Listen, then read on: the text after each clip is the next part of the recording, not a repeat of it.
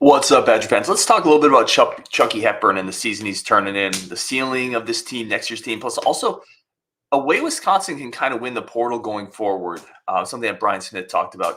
This is really your comment show, so let's talk about it. Let's get into it on Wisconsin. You are Locked On Badgers, your daily podcast on the Wisconsin Badgers. Part of the Locked On Podcast Network, your team every day. What's going on, Badger fans? Welcome to Locked On Badgers, your team every day. Let's see if there's the focus. Thank you for tuning in. We're going to do more of these. These are just kind of shows to get all of your comments in. They're kind of quick shows. We're definitely going to do a reaction after tonight's game. But I just wanted to get your comments after some of the shows, and I want to incorporate those more into our community. So let's just jump into it. This first one is from Thomas Miller.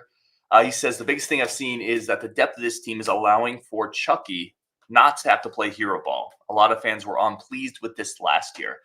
I love this comment because this is kind of a lesson for all of us a little bit. Like, players, unless you're a great player, you can't elevate your ecosystem too much. And last year, Chucky was at the mercy of a team that it just didn't, and he got the brunt of the blame. Listen, I was here for every post-game show last year. I remember the talk. We talked about it too. Chucky taking these last-second shots, Chucky not playing well enough, Chucky having issues getting the bucket the team needs. It was never Chucky's fault, really. Chucky was it was the team he was on, and it was difficult for him. What you're seeing this year is he's a true point guard, and this team fits him so well. He might be the best point guard in the Big Ten. I'm not 100% sure that I would put him there, but he might be the best point guard in the Big Ten because he's a traditional true point guard. And what have you done in the offseason? You've given him 23 extra points to play with. What do I mean by that? That means AJ Storr averaging about 15, John Blackwell averaging about 8. Like, you've taken 23 points kind of and added it into this mix and said, now you just got to facilitate and play defense, Chucky, because these guys can score. And he's done that so well. And by the way, that's a credit to him. A lot of players wouldn't want to take that step back and say, nah, I'm still going to shoot. I still want to do this. This suits him so well. Plus, defensively, he's been a maniac. His assist percentage is up from in the 19 last year to about 22% this year. So he's passing better. He's passing more. A great assist to turnover ratio, playing elite defense.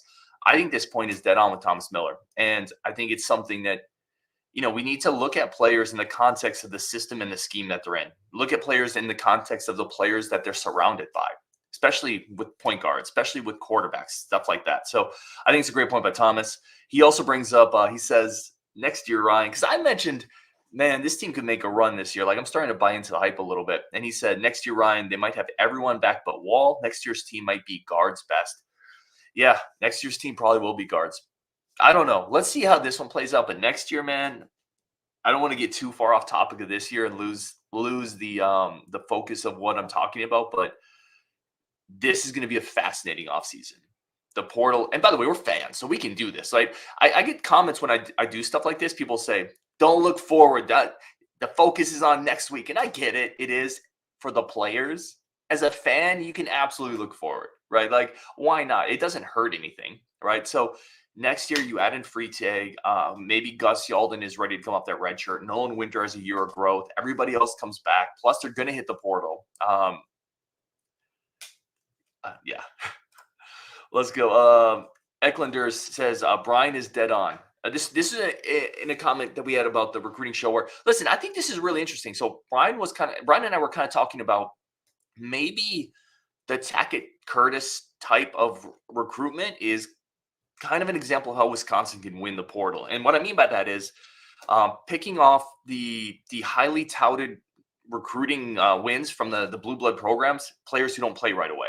And maybe that's an area where Wisconsin can get some of the elite talent, like all the players that go to these Ohio States, Michigans, Penn States, Auburns, Alabamas, Georgias, Florida States, etc. When they immediately don't play, those are right players that are ripe for the picking, right? And you get kind of the new car type of performance at that model's a year old discount. I think it's an interesting point. I think teams are going to really, because you're never going to get those high school kids.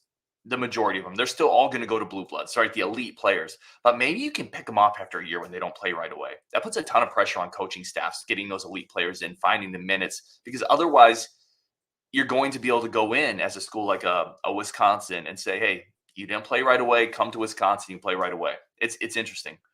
John Kottmeyer said Curtis will be dominant. Why else would Josiah Galvin transfer out? I think he's going to be really good.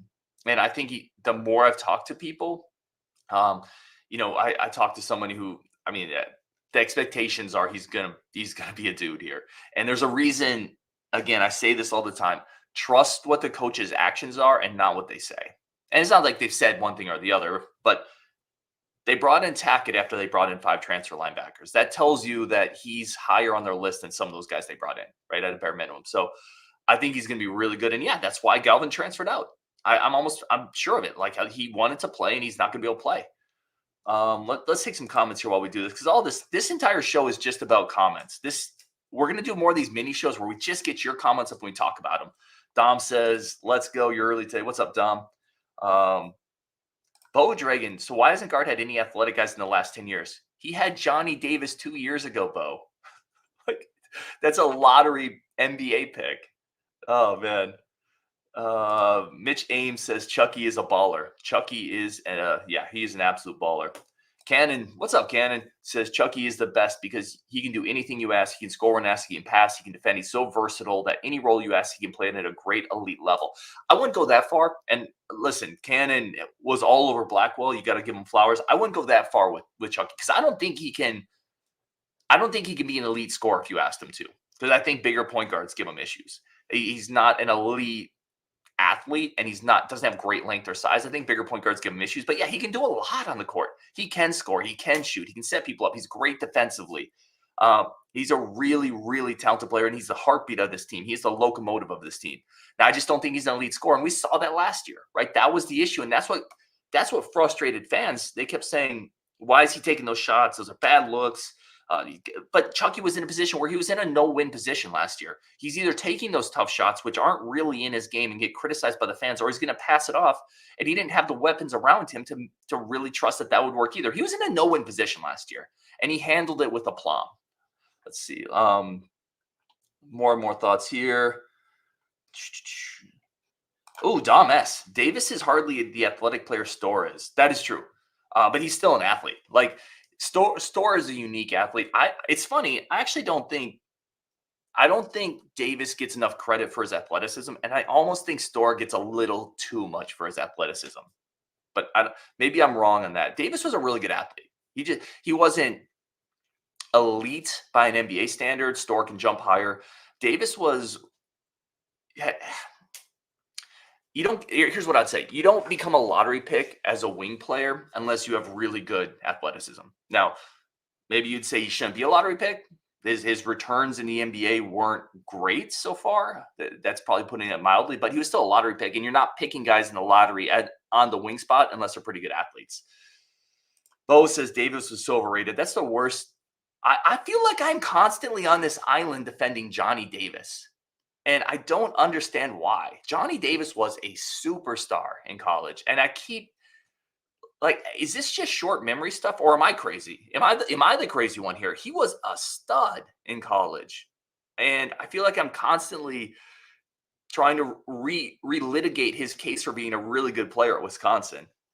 Jason Geldon, Johnny Davis had maybe 6 good games at Wisconsin. Bo Dragon says, look at his NBA stats. He's borderline out of the league. Dom says, no, come on, Ryan, call it like it is. Storr might not be a lottery pick, but he is dang sure a better athletic player. Yeah, I'm not arguing that. Storr is absolutely a more athletic player than Johnny Davis. I'm not arguing that. I'm just saying I think Storr's a little overrated athletically, and I think Davis is a little underrated. But you're right. If the argument is who is the better athlete, is it Storr or Davis? It's absolutely Storr, 10 out of 10 times. No argument there, Dom. I'm 100% with you.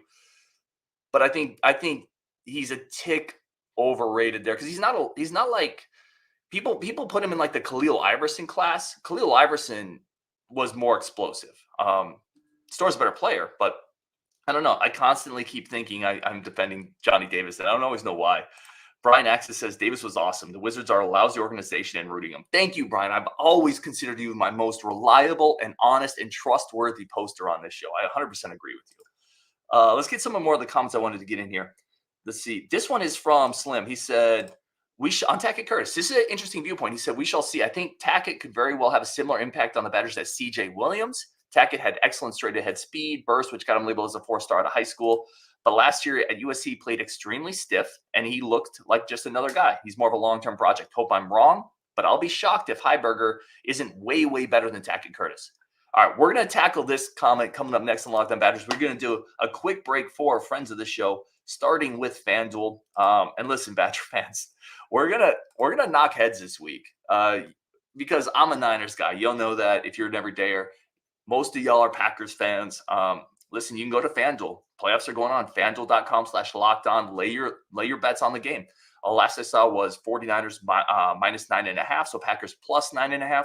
Now, I think that line is high, and I'm a Niner fan. I would not bet Niners minus 9.5. So if you're a Packer fan, there's probably really good value there. Like Jordan Love has been on a heater. I do think the short turnaround's problematic for the Packers. We're going to see. San Francisco got the week off, but FanDuel.com/lockedon. New customers bet $150 in bonus bets when you place a $5 moneyline bet. That's a $5 bet. Win or lose, you get $150 in bonus bets back. Visit FanDuel.com/lockedon. Bet on Green Bay. Bet on the Packers if you think they're going to beat the Niners. We are going to have a fun week with that no matter what. Visit FanDuel.com/lockedon. FanDuel is the official sports betting partner of the NFL. Today's episode also brought to you by Jase Medical. I have a Jase case in my cabinet. It's tucked up in my medical cabinet right next to my hidden stash of candy. And both of these are survival caches for me, right? The Jase case gives you 5 life-saving antibiotics that treat over 50 different infections. And you have it in case there's supply chain issues, in case the pharmacy runs out of stuff, if you can't get to it, if there's a power outage, a storm, whatever it is, you just have this little life-saving bag in your cabinet that can treat all sorts of things.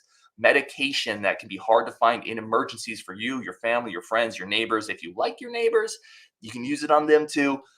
It is an incredibly easy, quick thing to do.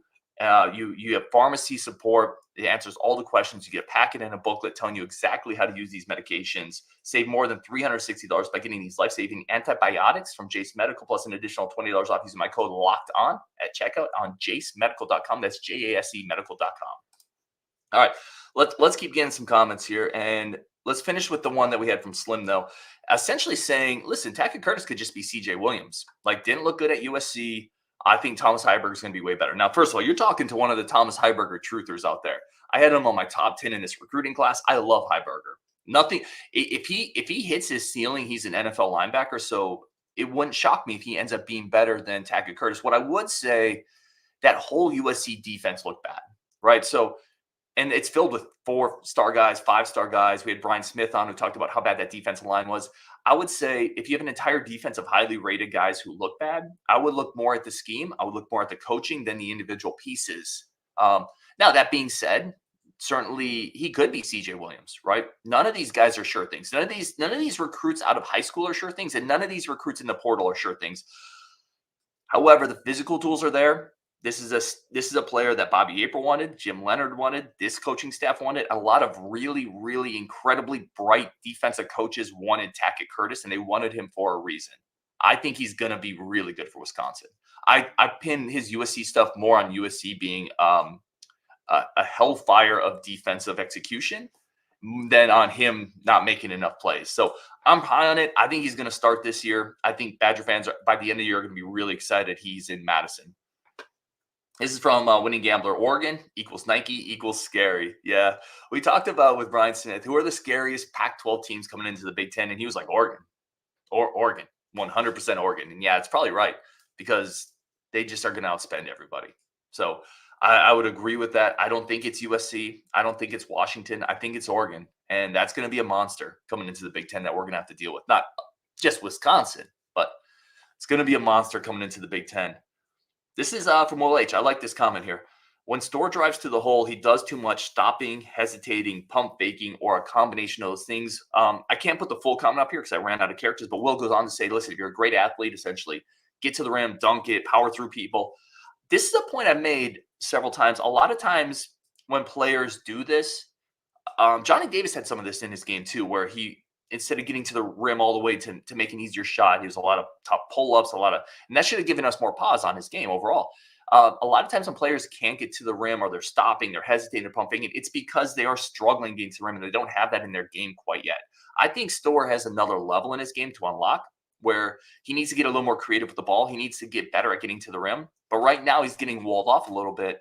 And it's not as easy as just powering through them because he's going to turn the ball over. It's going to lead to some bad shots at the rim. It's going to lead to some charges.